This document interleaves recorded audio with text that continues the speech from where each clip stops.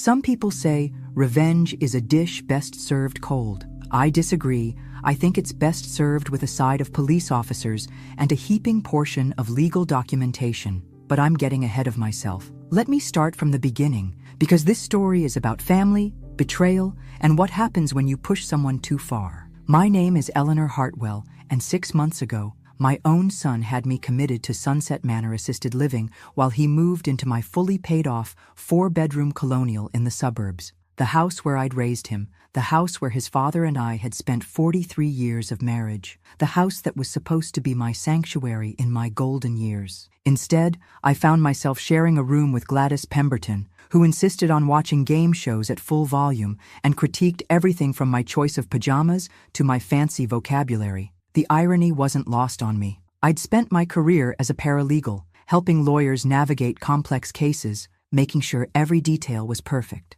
Yet here I was, legally powerless, while my 38-year-old son Derek systematically destroyed my life with forged documents and a fake medical evaluation. If you're watching this, subscribe and let me know where you're watching from. Derek had always been what my late husband Frank would call creatively ambitious. Frank, bless his heart, was a CPA who lived by budgets and 5-year plans. Derek lived by whatever scheme looked promising that week. Over the years, Frank and I had bailed him out more times than I cared to count. Failed businesses, bad investments, credit card debt that seemed to multiply overnight. I remember when Derek was 12, he sold VIP pool passes to neighborhood kids for our backyard pool. The problem? Our pool was being renovated and was nothing but a muddy construction pit. When angry parents showed up, Derek calmly explained that he'd clearly advertised it as a construction experience pool and offered rain checks. Even then, Frank chuckled and said Derek would make a great salesman someday.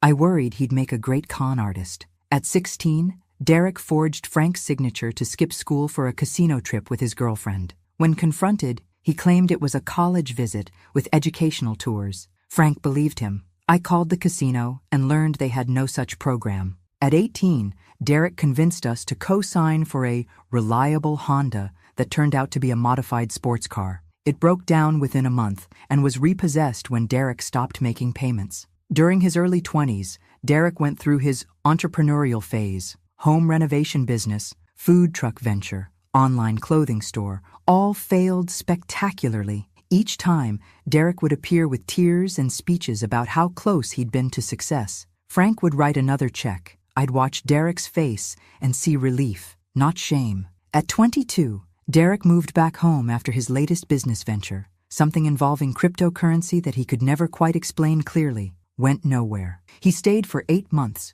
during which time we discovered he'd been opening credit cards using our address without telling us. When confronted, Derek claimed it was a misunderstanding and that he'd planned to tell us but had been waiting for the right time. The right time, apparently, was never going to come. The credit card incident was my wake-up call. I started paying closer attention to Derek's stories, looking for inconsistencies. What I found alarmed me. Derek had developed an almost supernatural ability to justify any behavior, to reframe any failure as someone else's fault, to present himself as the victim of circumstances beyond his control. When I pointed out patterns in his behavior, he'd get angry and accuse me of not supporting him, of being negative and critical. Frank and I had our first real fight about Derek when he was 25. Derek had borrowed money from us to put down a deposit on an apartment, then came back a month later, saying the landlord had illegally kept the deposit and he needed more money for a different place. When I suggested Derek might be lying,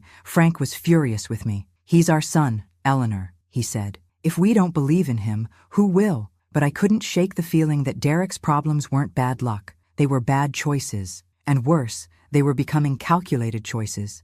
At 28, Derek borrowed my car for what he said was a quick errand and returned it 3 days later, dented and nearly empty of gas. His story about helping a friend move across 3 states changed every time he told it. First, the friend was moving from Maryland to Virginia, then it was Maryland to North Carolina. By the third telling, Derek was claiming he'd been helping with a charity move for hurricane victims and couldn't understand why I was being so selfish about wear and tear on an old car. Frank always believed Derek's explanations. "He's got a good heart," Frank would say. "He just needs to find his direction." I started to suspect Derek's direction was always going to involve taking advantage of people who loved him. The pattern became even clearer when Derek got married to Jennifer. She was a sweet girl from a good family, and I could see she genuinely loved Derek. But I also noticed how Derek presented different versions of stories to different people. To Jennifer, he was the victim of demanding parents who didn't understand his entrepreneurial spirit. To us, he was the loving son trying to build a future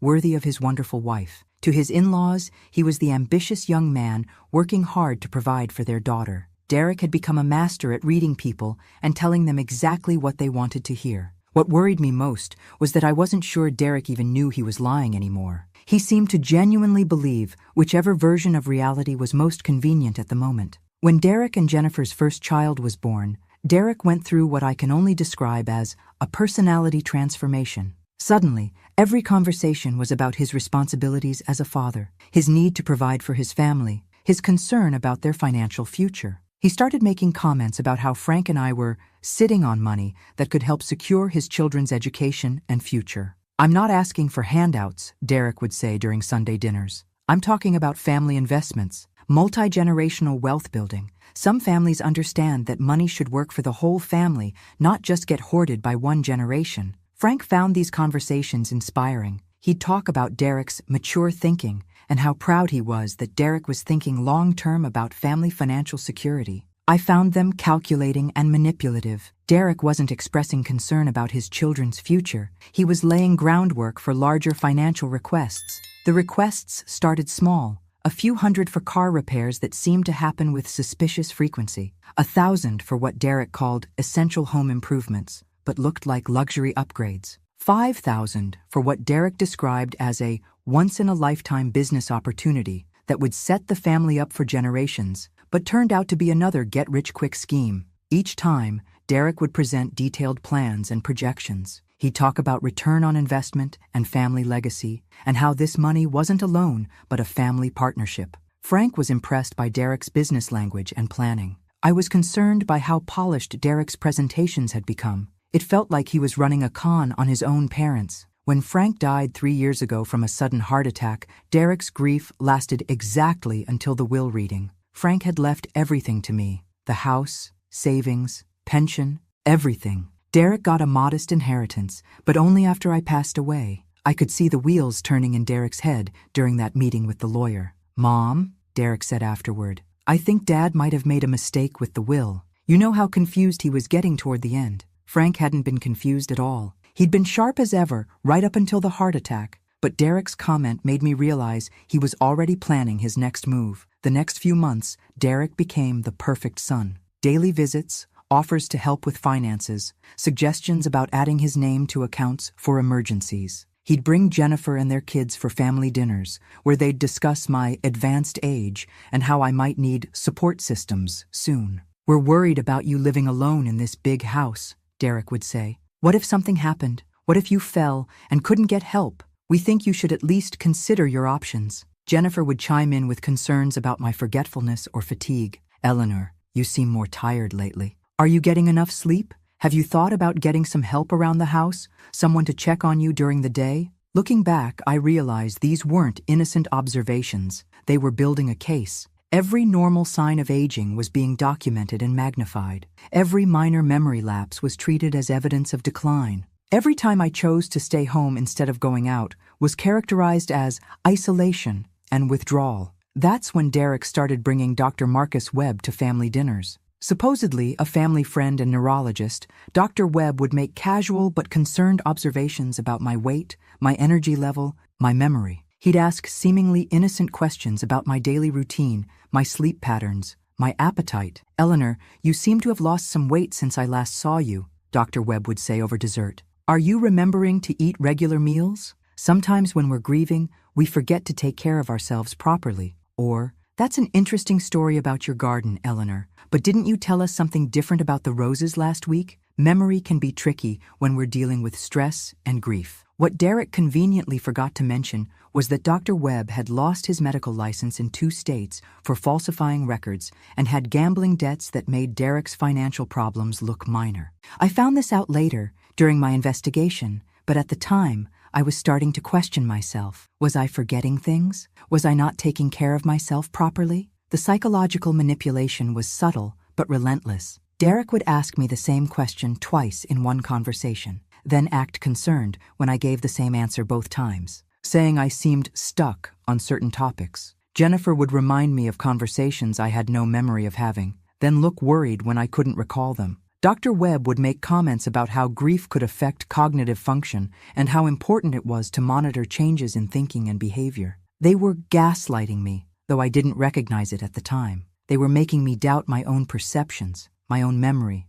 my own competence. Every normal variation in mood or energy was treated as a symptom. Every forgotten detail was evidence of decline. Every preference for solitude was characterized as dangerous isolation. The trap was set beautifully. Derek had been documenting everything. The time I forgot where I put my car keys and spent 10 minutes looking for them before finding them in my purse where they always were. The afternoon I called him by his father's name while telling a story about their fishing trips, which any grieving widow might do. The evening I burned dinner because I was reading a particularly engrossing book and lost track of time, which apparently constituted evidence of dangerous cognitive decline. Derek had turned normal human behavior into a medical case study. He had photos of the slightly burnt chicken, timestamps of phone calls where I'd called him by Frank's name, detailed notes about every time I'd searched for something or asked the same question twice. Normal things that happened to everyone became evidence of decline in Derek's carefully crafted narrative. What scared me most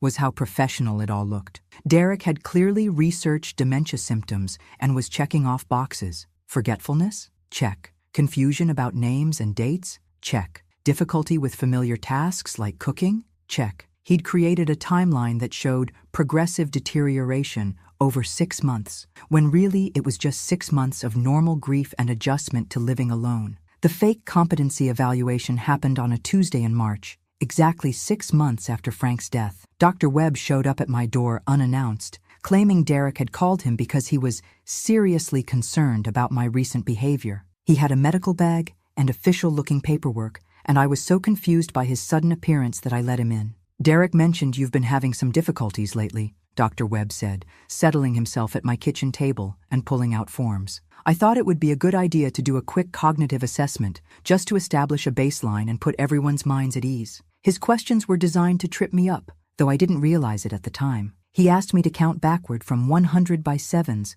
while he shuffled papers loudly and tapped his pen against the table. Every time I paused to think, he'd interrupt with a comment about how long I was taking or ask if I needed help remembering where I was. He showed me a picture of a clock face set to 3:15 and asked me what time it would be in 45 minutes. But when I looked closely, I realized the clock in the picture had no minute hand, just an hour hand pointing between the 3 and 4. When I pointed this out, he made a note with great flourish and muttered something about paranoid thinking and making excuses. He asked me to remember 3 words: apple, bicycle, and democracy, then spent 10 minutes asking rapid-fire questions about my medical history, my medications, my family relationships, my financial situation. The questions came so fast, I couldn't process them properly, and when he circled back to ask for the 3 words, I could only remember 2 of them. Mrs. Hartwell, he said with practiced solemnity, I'm afraid the results are quite concerning.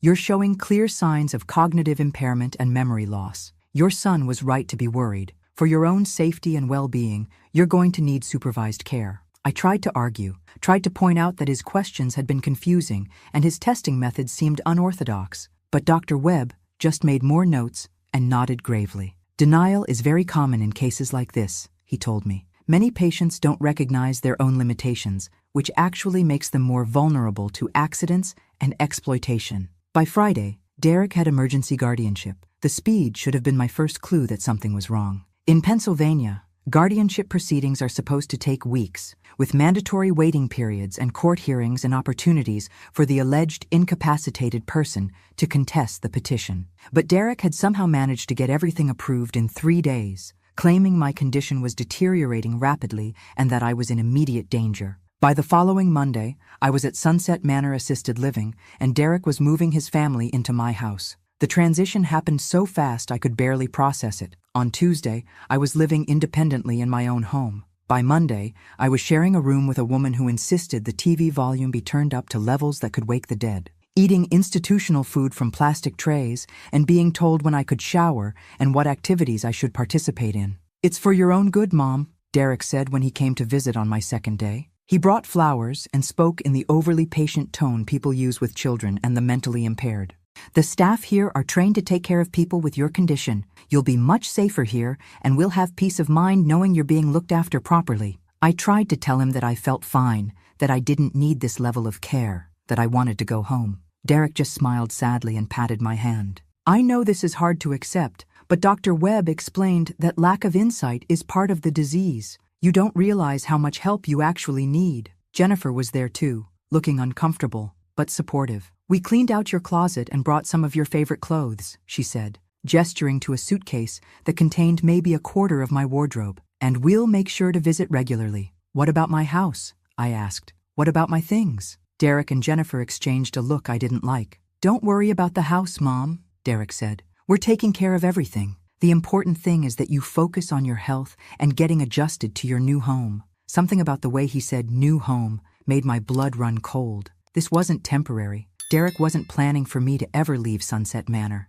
That night, lying in my narrow institutional bed, listening to Gladys snore and the sounds of the night shift making their rounds, I started to understand what had happened to me. Derek hadn't rescued me from a dangerous situation. He'd created a dangerous situation and then rescued me from it. He'd manufactured a medical crisis and positioned himself as the responsible son taking care of his declining mother. But Derek had made one crucial mistake. He'd underestimated me. 30 years as a paralegal teaches you a few things about the legal system. It teaches you that documentation is everything, that there's always a paper trail, and that amateur criminals, no matter how clever they think they are, always leave evidence. It also teaches you that the most important thing in any legal battle is knowing who your allies are and how to build a case systematically. Derek's first mistake was assuming that being at Sunset Manor would isolate me from people who could help. He didn't know that my roommate Gladys was a retired legal secretary who'd worked for the city's most prominent family law firm for 42 years. "Honey," Gladys said to me on my third day, pausing Judge Judy to look at me seriously, "that story you told me about how you ended up here? It stinks worse than Tuesday's fish special, and trust me, that's saying something." Gladys might have been 78 and addicted to game shows, but she had the sharp legal mind of someone who'd spent 4 decades managing complex cases. She started asking the right questions. Why had Derek been granted emergency guardianship without a proper hearing? Where was the mandatory 30-day notice period that's supposed to give family members time to object? Why hadn't I been appointed legal representation during the competency evaluation? "Either the system failed spectacularly," she said, adjusting her oversized glasses, "or somebody greased some wheels, and in my experience, wheels don't grease themselves." Derek's second mistake was underestimating the staff at Sunset Manor. While Derek saw them as minimum-wage workers who would ignore anything suspicious, I saw them as human beings with their own stories, families, and motivations.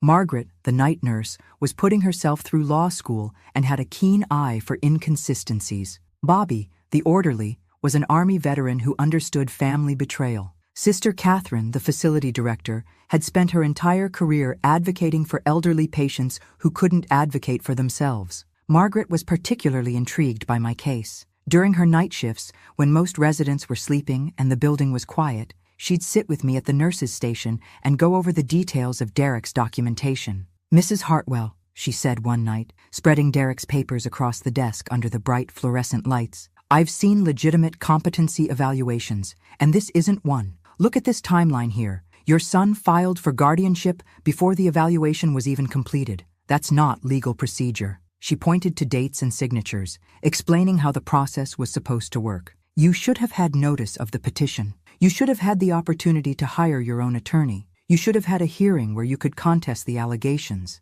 None of that happened." Bobby, meanwhile, had his own insights into family betrayal. As a veteran, he'd seen plenty of family members try to take advantage of disabled service members for their disability benefits and VA benefits. "It's always the people closest to you," he told me, while helping me to the physical therapy room. "They figure they know you won't fight back because you love them. That's what makes it so evil. They weaponize your own love against you. Sister Catherine was more circumspect, but I could see the wheels turning in her head. She'd been in healthcare administration for 30 years and had seen every type of family dynamic imaginable. She started asking subtle questions about my medical history, my relationship with Derek, and my understanding of my legal situation. "Eleanor," she said during one of our weekly check-ins, "I want you to know that if you ever feel your rights aren't being respected, there are advocacy services available. Sometimes families make decisions they think are best, but that doesn't mean those decisions are legally sound or in the person's actual best interests." Derek's third and most critical mistake was getting cocky. Within 2 weeks of moving into my house, Derek was posting photos on social media of his new home office, which happened to be Frank's carefully organized study where he'd kept all of our important documents. Derek showed off the renovations they were planning, the new furniture they were buying, and the neighborhood barbecues they were hosting. He was living his best life in my house, on my dime, while I was supposed to be quietly deteriorating in institutional care. But while Derek was playing house, I was playing the long game. My breakthrough came from an unexpected source: Harold Finch, another Sunset Manor resident who'd been a private investigator for 30 years before his stroke. Harold could barely speak, but his mind was razor sharp, and he'd been following my story with interest. During one of our shared meals in the dining room, he slipped me a note written in shaky handwriting. "Check ink dates on signatures. Criminals always mess up details." That's when I realized Derek's amateur hour fraud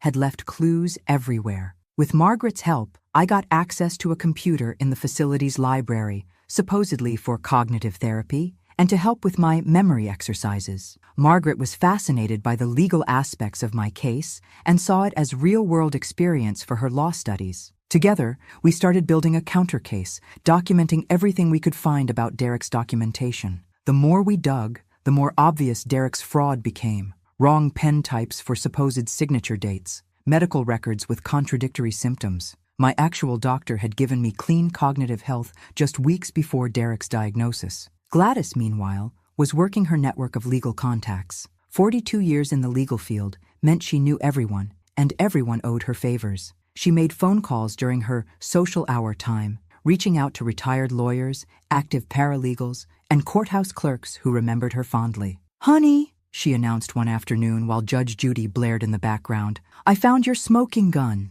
3 different people at the courthouse remember Derek pressuring them about expedited guardianship procedures. He was asking very specific questions about how to bypass normal waiting periods and notification requirements. That's not the behavior of someone concerned about their mother's well-being. That's the behavior of someone planning a heist. She connected me with Patricia Sanchez, a disability rights attorney who specialized in elder abuse cases. Patricia agreed to meet with me at Sunset Manor under the guise of a legal education seminar that Sister Catherine had arranged for interested residents. Patricia took one look at Derek's paperwork and started laughing. Not polite, professional laughter, but the kind of genuine amusement that comes from seeing something so obviously fraudulent it's almost insulting. "Your son," Patricia said during our first meeting, "is either incredibly stupid or incredibly arrogant. Probably both." The forged signatures were obvious. Derek had practiced my handwriting, but made crucial mistakes with pen types and pressure patterns. Dr. Webb's evaluation used a debunked cognitive test. The timeline contradicted my actual medical records. But Patricia's investigation revealed something even worse. Derek had been running a long con for months. Bank records showed systematic transfers to his accounts, credit cards opened in my name, even a car loan using my social security number without my knowledge. "We have a solid criminal case," Patricia explained. "Elder abuse, fraud, identity theft, forgery. Your son is looking at serious prison time. Now, a reasonable person might have immediately filed criminal charges and let the legal system handle everything. But I'd spent 6 months watching Derek live in my house, sleep in my bedroom, and post photos of himself hosting parties on my deck. I'd spent 6 months eating institutional food, sharing a bathroom with someone who thought Wheel of Fortune was high art, and being patronized by nursing staff who spoke to me like I was a confused child. I wanted more than legal justice. I wanted Derek to feel as powerless and humiliated as he'd made me feel." The inspiration came during one of Gladys's true crime show marathons. We were watching a documentary about white-collar crime, and one of the convicted fraudsters was describing how he'd felt invincible right up until the moment FBI agents walked into his office during a board meeting. "That's it," I told Gladys. Derek feels untouchable because he thinks I'm helpless. He's gotten careless and cocky. He's celebrating his victory while the evidence of his crimes is scattered all over social media for everyone to see. Derek's 39th birthday was approaching, and according to his very public social media posts, he was planning a huge celebration. He'd invited half the neighborhood, all his college friends, extended family members, and even some of his work colleagues. The party was being held at Derek's house, though he was still careful not to explicitly claim ownership in writing, the sly little fraud. That's when I had what you might call an inspiration. Patricia was initially reluctant when I explained my plan. Eleanor, I understand you want to make a statement, but showing up uninvited could complicate our legal position. If we appear vindictive or theatrical, it might hurt our credibility in court. Not uninvited, I corrected. I'm arriving with proper legal documentation, law enforcement witnesses, and media coverage. It's not a confrontation. It's a lawful restoration of property rights with full transparency. Margaret was more enthusiastic. Mrs. Hartwell, that's brilliant. You're not just getting your house back. You're exposing Derek's lies to everyone who believed them. All those people who pitied him for having to care for his declining mother will see exactly what kind of man he really is. Even Sister Catherine, who usually preached forgiveness and reconciliation, seemed intrigued by the plan. Eleanor, I've seen too many families take advantage of elderly relatives. Sometimes public accountability is the only thing that creates real consequences and prevents future victims. It took some convincing, but Patricia eventually agreed that my approach, while theatrical, was perfectly legal. The paperwork restoring my competency and legal rights had been filed and approved. The criminal investigation into Derek's fraud was ongoing, and I had every legal right to reclaim my own property. The preparations took 2 weeks and involved more coordination than D-Day. Patricia worked with the district attorney's office to coordinate the timing. I worked with Gladys to ensure we had media coverage. Her nephew worked for the local newspaper, and one of the night nurses had a daughter who freelanced for the regional television station. Sister Catherine, bless her, arranged for a discharge ceremony that coincidentally coincided with Derek's party timeline. The plan was elegant in its simplicity. I would arrive at Derek's birthday celebration with legal documentation proving my competency, law enforcement to witness the property reclamation, and media to ensure the story reached the public. Derek would be humiliated in front of everyone he'd been lying to, and his fraud would be exposed in the most public way possible. Margaret helped me prepare for the confrontation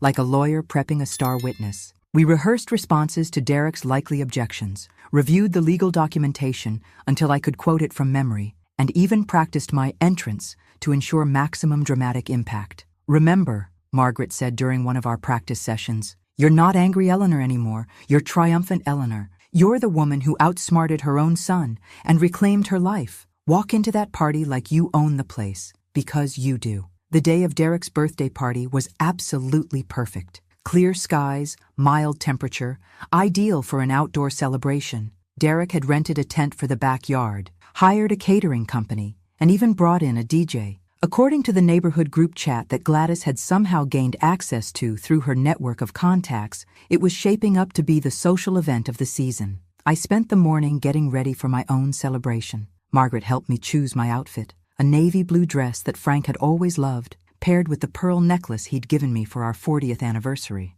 I wanted to look like exactly what I was, a competent, dignified woman who had been temporarily displaced but was now ready to reclaim her life. You look beautiful, Mrs. Hartwell, Margaret said, adjusting my necklace one final time. Your husband would be so proud of what you've accomplished. Patricia arrived at Sunset Manor at 2 p.m. with a folder full of legal documents and a satisfied smile. Everything's in order, she announced. The court has officially restored your competency. Your power of attorney is nullified, and Derek's guardianship is terminated. As of today, you are legally and officially back in control of your life and your assets. The police arrived at 2:30. Detective Rodriguez had been briefed on the situation and understood that while this was technically a civil matter, the fraud and identity theft aspects made it a potential criminal scene. He brought 2 other officers, partly for crowd control and partly because, as he later told me, he'd never participated in such a satisfying restoration of justice.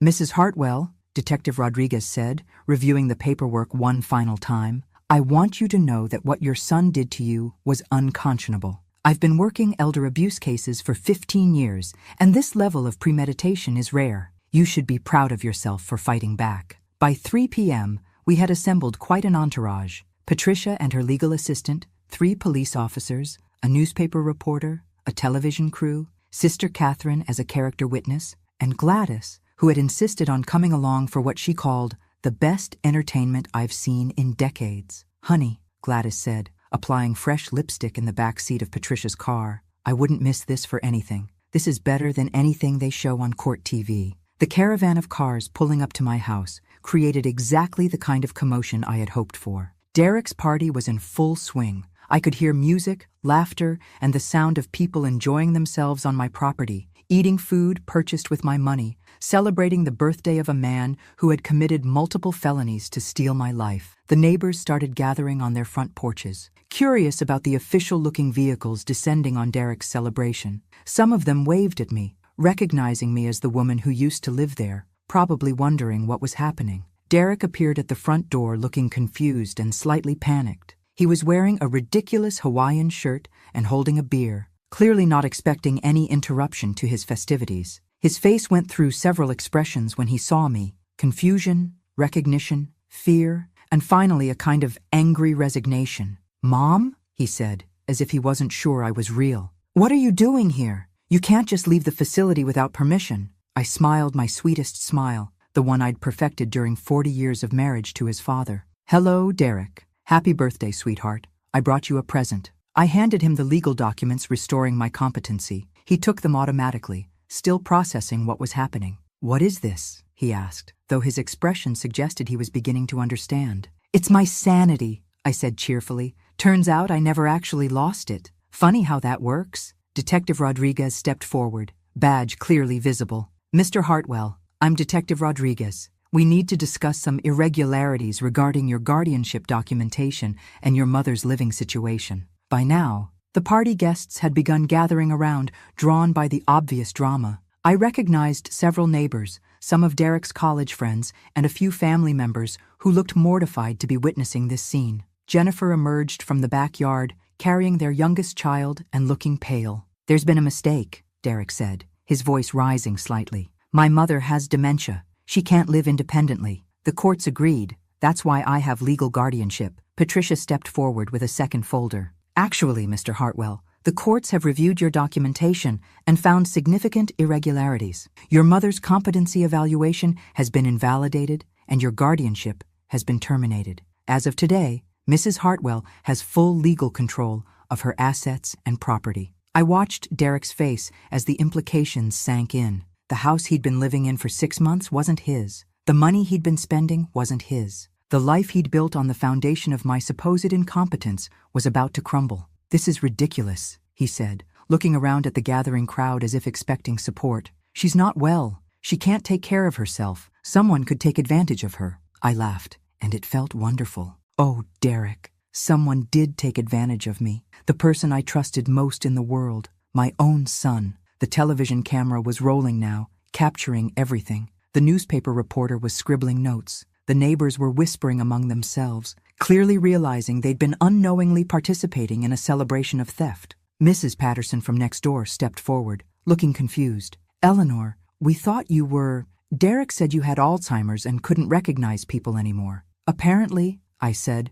turning to address the gathering crowd. "My son has been telling quite a few stories about my condition. The truth is, I'm as sharp as I ever was. Sharp enough to figure out that he forged my signature on legal documents, bribed a disgraced doctor to declare me incompetent, and stole my house while I was illegally committed to a nursing home." A murmur went through the crowd. These people had believed Derek's lies, had probably pitied him for having to care for his demented mother while enjoying his beautiful new home. Now they were realizing they'd been celebrating with a criminal. "I'm going to need you to vacate the premises, Mr. Hartwell," Detective Rodriguez said formally. "This property belongs to your mother, and she's exercising her right to reclaim it." "You can't just kick me out," Derek protested. "I have nowhere to go. My family lives here now." "Funny," I said, pulling out my phone and scrolling through his social media posts.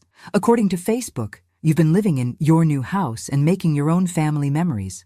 I assumed you'd purchased this property. Were you lying to your friends about owning this house, Derek? The crowd was completely silent now. Even the DJ had stopped the music. Jennifer appeared at Derek's side, looking pale and carrying their youngest child. Eleanor, she said carefully, surely we can work something out. Derek was only trying to help you. He was protecting your interests. I turned to Jennifer with genuine curiosity. Protecting my interests by forging my signature on legal documents? By having me declared incompetent based on a fraudulent medical evaluation? By moving into my house and spending my money while I shared a nursing home room with someone who thinks game shows are documentaries? You don't understand, Derek said desperately. You were confused. You were making bad decisions. I was protecting you from yourself. Protected me right into institutional care while you redecorated my bedroom, I replied. How thoughtful. Detective Rodriguez was losing patience. Mr. Hartwell, you have 30 minutes to gather personal belongings. Any property that belongs to Mrs. Hartwell remains here. We'll need to discuss the criminal charges at a later time. Criminal charges? Jennifer asked, her voice barely a whisper. Patricia opened her briefcase and pulled out another folder. Elder abuse, fraud, identity theft, and forgery. There's also the matter of the credit cards Derek opened in your mother-in-law's name and the loans he secured using her social security number. Jennifer stared at Derek with growing horror. Derek, what did you do? For a moment, Derek's carefully constructed facade cracked completely. I did what I had to do. She's old. She wasn't going to live much longer anyway. Why should that money just sit there when we needed it now? When the kids needed college funds and we had bills to pay, I was thinking about the family's future. The admission hung in the air like a toxic cloud. Derek had just confessed to stealing from his elderly mother in front of dozens of witnesses, a police officer, and a television camera. Well, I said calmly, I suppose that answers the question of whether you have any remorse. The party guests began dispersing quickly, clearly uncomfortable with the situation. I watched them go with a mixture of satisfaction and sadness. These people had been celebrating with Derek while believing his lies about my condition. They'd eaten food purchased with my stolen money and enjoyed themselves in my stolen house. Uncle Robert, Frank's brother, approached me with tears in his eyes. Eleanor, I'm so sorry. We had no idea. Derek said you'd specifically asked not to see family because it upset you too much. Another lie, I said gently. I would have loved to see family. I spent 6 months thinking you'd all forgotten about me. Derek spent the next 20 minutes gathering clothes and personal items while Jennifer loaded their children into their car. The birthday party decorations remained up, creating a surreal backdrop for this forced eviction. The rented tent, the catering table full of food, the DJ equipment, all of it a monument to Derek's hubris. As Derek carried his final box to the car, he stopped in front of me one last time. I hope you're happy, he said bitterly. You've destroyed your own family, Mom. You've made your grandchildren homeless. I studied his face, looking for any sign of genuine remorse or understanding of what he'd done. I saw only self-pity and anger. Derek, I said quietly, I didn't destroy this family. You did, the moment you decided to steal my life instead of building your own. You had choices. You could have asked for help. You could have been honest about your financial problems. You could have worked with me to find solutions. Instead, you chose to commit fraud, elder abuse, and identity theft. Those were your choices, not mine. He stood there for a moment, perhaps waiting for me to soften, to offer forgiveness or assistance. When it became clear that wasn't happening, he walked away. The police cars left. The news crew packed up their equipment.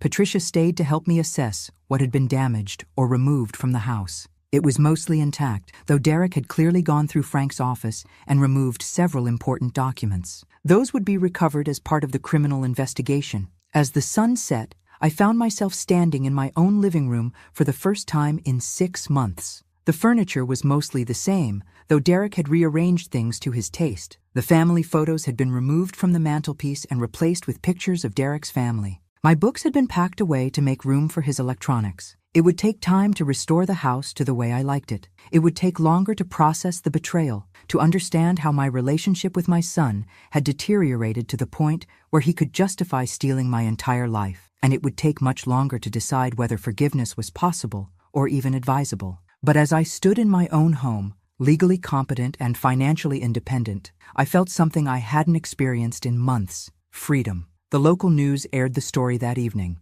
Elderly woman reclaims life after son's fraud scheme. The newspaper ran a longer piece the next day, focusing on the broader issues of elder abuse and the warning signs families should watch for. Derek's story became a cautionary tale about greed, desperation, and the dangers of underestimating elderly family members. The legal consequences for Derek were significant. The criminal charges included elder abuse, fraud, identity theft, and forgery. The civil penalties included full restitution for the money he'd stolen, plus damages for emotional distress and legal fees. His fraudulent guardianship also triggered an investigation into Dr. Webb, who lost his remaining medical license and faced his own criminal charges. Derek eventually plea bargained to avoid prison time, accepting 5 years of probation, community service, and a permanent restraining order preventing him from contacting me or accessing any of my financial accounts. He was also required to undergo financial counseling and psychological evaluation.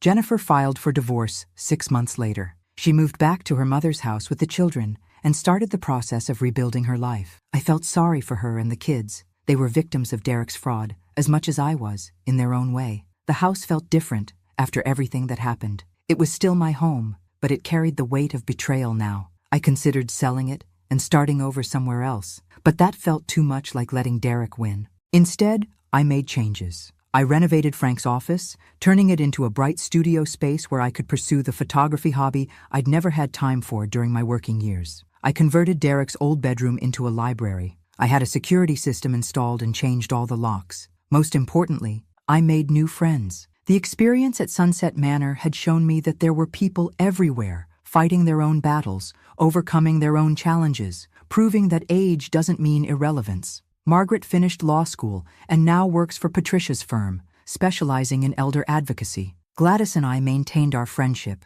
though she moved to a nicer facility closer to her daughter. Sister Catherine and I correspond regularly, and I've become a volunteer advocate for nursing home residents who might be experiencing abuse or exploitation. Harold Finch, the retired private investigator who'd given me the tip about checking ink dates, became one of my closest friends. Despite his speech difficulties, we developed a way of communicating that worked for both of us. He helped me understand how to spot fraud patterns, and I helped him with legal research for cases he consulted on from his nursing home. The birthday party invasion became legendary in my neighborhood. People still mention it at block parties and community events. Remember when Eleanor reclaimed her house with police backup? It's become shorthand for not underestimating people based on age or appearance. Mrs. Patterson, my next-door neighbor, later told me she'd suspected something was wrong, but didn't know how to address it. Derek's story never quite added up, she said. You went from being perfectly normal to supposedly having severe dementia overnight. That's not how Alzheimer's works. I learned something important during those 6 months at Sunset Manor. Being elderly doesn't mean being helpless. Having health challenges doesn't mean being incompetent. And being betrayed by family doesn't mean being defeated. Sometimes it just means finding out who you really are when everything familiar is stripped away. Derek occasionally attempts to contact me through intermediaries, usually around holidays or when he's having financial troubles. He wants reconciliation, forgiveness, a return to the family relationship we once had. But some betrayals are too fundamental to overcome. When your own child decides you're worth more to them legally dead than actually alive, when they're willing to steal your freedom, your dignity, and your autonomy for money, that's not a family relationship worth preserving. I don't miss Derek. I miss the son I thought I had, the man I hoped he might become. But the person who forged my signature and had me declared incompetent isn't my child in any meaningful sense. He's just a criminal who happened to share my DNA. The money Derek stole has been mostly recovered, though some of it had been spent on non-recoverable items like vacations and restaurants. The house has been restored to my preferences. The legal documentation establishing my competency is ironclad, and my life, interrupted but not destroyed, continues. I'm 73 now, living independently, traveling when I want to, managing my own finances, and making my own decisions. I have friends who respect my intelligence, neighbors who check on me by choice rather than obligation, and hobbies that bring me joy. It's not the life I expected to have after Frank's death, but it's the life I chose to build after Derek's betrayal. The most satisfying part of this entire experience wasn't the dramatic confrontation at Derek's birthday party, though that was admittedly enjoyable. It wasn't seeing him face criminal charges, though justice was important. It was proving to myself that I could fight back, that I could outsmart someone who thought he was smarter than me, and that I could rebuild my life even stronger than before. Derek thought he was stealing my future. Instead, he gave me the opportunity to discover exactly how strong, resourceful, and determined I really am. That might not have been the birthday gift he intended to give me, but it's the one I'll treasure most. Sometimes people ask me if I regret not trying to work things out with Derek privately, if the public humiliation was necessary. My answer is always the same. Derek didn't steal from me privately. He stole from me systematically with premeditation and with the help of accomplices. He lied to family, friends, and neighbors about my condition. He celebrated his theft publicly, posting photos of his life in my house on social media. Why should his downfall be any less public than his crime? The truth is, Derek needed to be exposed, not just for my sake, but for the sake of other elderly people who might be targeted by similar schemes. Elder abuse thrives in silence and shame. It depends on victims being too embarrassed or hopeless to fight back. By making my story public, I helped other families recognize the warning signs and gave other victims the courage to speak up. I receive letters from people who've seen my story and recognized similar patterns in their own families. Adult children who've been gradually taking control of their parents' finances. Family members who've been pushing for unnecessary guardianships. Elderly people who've been told they're not competent to make their own decisions when they're actually perfectly capable. Knowledge is power, and I used my knowledge of the legal system to reclaim my life. But more importantly, I used my experience to help others do the same. That's become my mission now, advocating for elderly people who are being victimized by the people who should be protecting them. Frank used to say that every ending is really a beginning in disguise. I thought my story was ending when Derek had me committed to Sunset Manor. Instead, it was the beginning of a new chapter, one where I'm the hero instead of the victim. Now, I'm curious about you who listen to my story. What would you do if you were in my place? Have you ever been through something similar? Comment below. Thanks for listening. Don't forget to subscribe and feel free to share your story in the comments. Your voice matters.